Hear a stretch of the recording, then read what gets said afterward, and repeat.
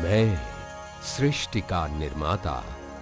कोई मुझे ईश्वर कहता है, कोई अल्लाह, कोई जीसस। नाम अनेक मगर हूं मैं एकमात्र सृष्टिकर्ता। ये धरती, ये आकाश, समंदर की लहरें, पवन के झोंके, बारिश की रिमझिम, सूरज, चांद, सौर मंडल, सारे मेरी देन है। छोटे छोटे पौधे, बड़े बड़े वृक्ष, सारे जीवाणु, कीटाणु, प्राणी, पक्षी मेरी ही कलाकृति है। लेकिन जिस कलाकृति पर मुझे सबसे अधिक गर्व है, वो है मनुष्य। क्योंकि मैंने सृष्टि का निर्माण किया और मेरे ही सुपुत्र मानव ने प्रति सृष्टि का।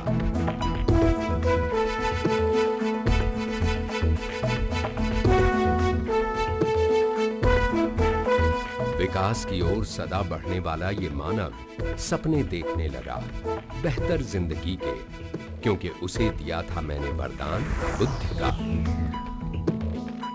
बुद्धि से विचार, विचारों से कल्पना और कल्पनाओं से सपनों तक पहुंच गया मानव।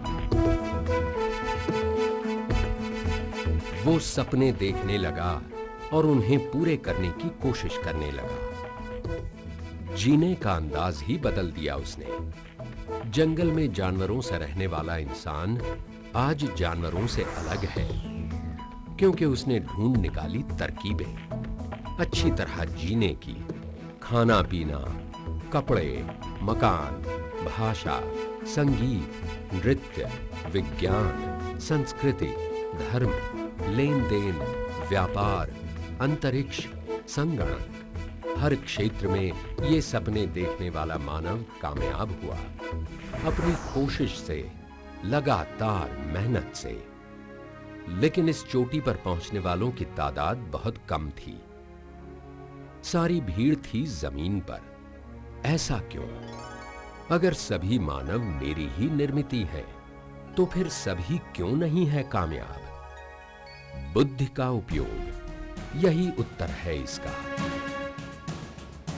जिसने हमेशा जीतने का सपना देखा, वही जीता, और जिसके मन में हारने का डर पैदा हुआ, वो हारता ही चला गया। जिसने जो चाहा, उसे वो मिल गया।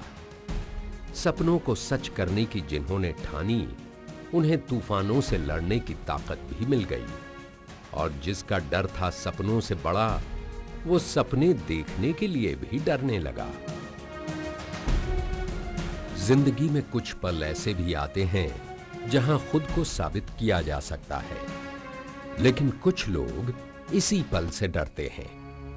पढ़ाई का डर, परीक्षा का डर, अंजाम असफलता। कोई किसी लड़की को अपने दिल की बात बताना चाहता है, मगर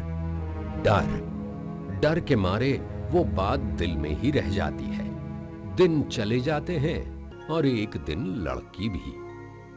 इसी डर के कारण वो करता रहता है सामान्य नौकरी, कम आमदनी में। और फिर शुरू हो जाती है एडजस्टमेंट। बच्चों को अच्छी तालीम, ये मेरे बस की बात नहीं है। मौज मस्ती, दिल खोल के शॉपिंग, नहीं, ये मेरे बस की बात नहीं है।